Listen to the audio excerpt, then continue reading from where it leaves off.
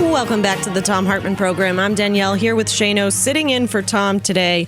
And it is quite an honor to be joined by the one and only Richard Eskow, writer and editor for the Bernie Sanders campaign and host of the Zero Hour. This is thezerohour.com. It is always an honor to talk to you. Thank you so much for joining us, Richard. Well, thank you. That's very kind of you to say. I always enjoy speaking with you, too. It's nothing but the truth. There was some news this week. Noted famous French economist Thomas Piketty, who most famous recently for the book Capital in the 21st Century, which essentially questioned a lot of economic theory that has pretty much taken hold in the United States for a long time. He is out with a new hypothesis saying that inequality, economic inequality, is actually leading to extremism.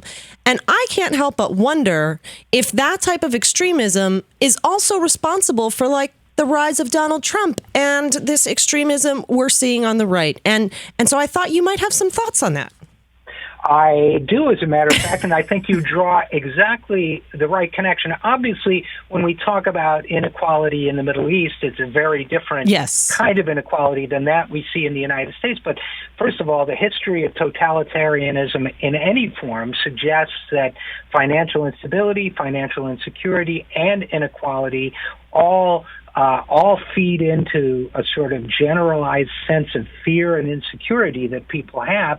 And when they have that, they start to go looking for victims, whether it's the Weimar Republic in Germany, pre-Nazism, whether it's the Middle East today. Now, when Thomas Piketty says that the Middle East is unequal, he knows what he's talking about because he's done studies he co-authored a study last year on Middle East inequality, and he's focused on Qatar, the United Arab Emirates, Kuwait, Saudi Arabia, Bahrain, Oman. He's looked at these countries and how severe the inequality is there.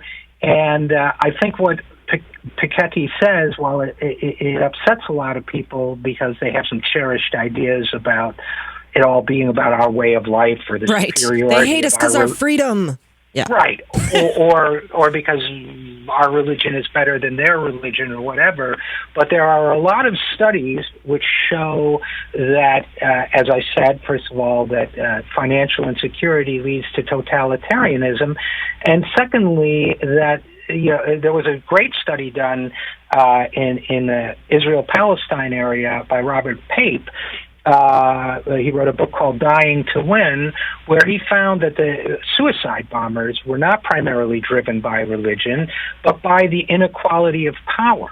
The fact that, the asymmetry of power, which I think could also include economic power, led people to do violent and extreme and terrible things. Obviously, it's no excuse for the immorality of terrorism, but I think that whether we're talking about ISIS or suicide bombers, I think we can't overlook the economic forces behind them. And interestingly enough, I think if you look at the statistics that you pronounced it much differently than I do, Piketty, the statistics that he pulls from the Middle East, there's roughly 300 million people living in the area. 16% of the region controls almost all its wealth, 60% of its gross domestic product as of 2012. There's a lot of parallels to the data and the economics and the statistics that make up the United States. So I feel like it's not too far of a stretch to say that while so many in the media are like shocked that people support Trump, that they support these radical ideas, I think it actually follows this same pattern that we've seen in the Middle East, that we've seen in France, and it is the exact reason why we need to fight income inequality, wealth inequality, and get people focusing on other things. Well, I'm sure one of the things you're thinking about when you say that, Danielle, is the fact that, we saw the studies come out recently showing that middle-class white people without a college education, that the death rates have soared for them, and that particularly the death rates for alcoholism, drug addiction, suicide, and so on have skyrocketed. So again, you have the population which is finding itself susceptible to the allure, as such as it is, of of a Donald Trump. And by the way, other Republicans are saying hateful things as well. Oh, yes. It's not unique to him. They're just putting it more politely than Donald Trump does.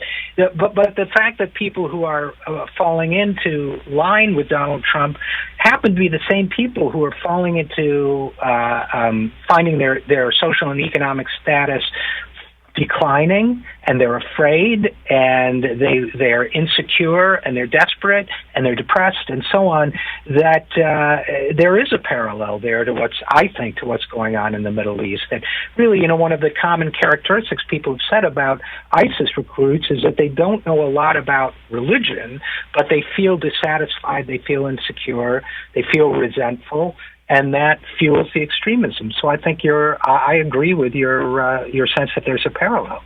Well, and it makes me focus on another story.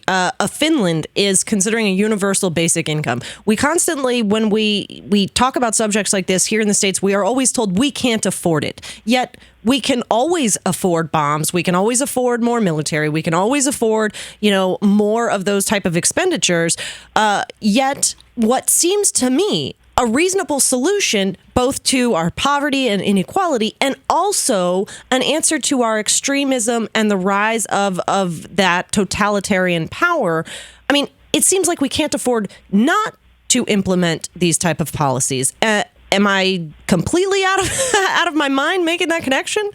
Well, number one, the famous British leftist Anthony Benn once said that you never heard a general say, I was supposed to bomb Baghdad next week, but I don't have the budget. Right. We decide what we have the budget for. Number two, we are, in fact, the wealthiest country in the history of mankind in many ways, in the history of humanity. We have the money. It's just it's so maldistributed because of inequality that we choose not to use it that way. We choose to starve the government of resources. We could definitely do something like that, and we should do it now before there's massive, even greater social disruption because of technology and so on. So, yeah, we could certainly and should be talking about something like that. Yeah, I mean, as we talk about, everybody wants to talk about the solution to ISIS, and it's always a military solution. Yeah, that might be needed, and it might be what needs to happen in the short term. But in the long term, I don't see how we fix these type of problems without policies like basic income, without the policies that Bernie Sanders is championing, without the policies that realize economic issues are just as important as military ones. How do we spread that message? Well, I think here at home, I think we continue to support those few politicians, Bernie Sanders being one of them, and public voices who speak up, yourself included, who speak up and make that point, because I think it's extremely important. I think in the Middle East, it's going to require us to get off our oil dependence, because I think our oil dependence leads us to suck up to the so-called royal family in Saudi Arabia that has funded a lot of the fundamentalist Islam that is fueling this terrorism, because, remember, religion is the opiate of the masses. They're using this kind of, they have used this kind of extremism to keep the impoverished people of their region from rising up, to keep them happy and satisfied with the inequality they're suffering under. And the fact is, if we don't distance ourselves from the Saudi Arabian kingdom, demand that they do more about inequality, demand that they take more responsibility for this problem, demand that they stop exporting of fundamentalism, we're going to continue to have a problem with ISIS. Perfectly stated, as always. Thank you so much, RJ, for breaking that down and just helping us dig into that theory a little bit. Thanks for having me. RJ Eskow, writer and editor for the Bernie Sanders campaign and host of The Zero Hour. This is thezerohour.com. To watch more clips from our programs, hit the Watch More Videos button over here. And please be sure to hit the handy-dandy subscribe button so you'll always be up to date. Tag, you're it.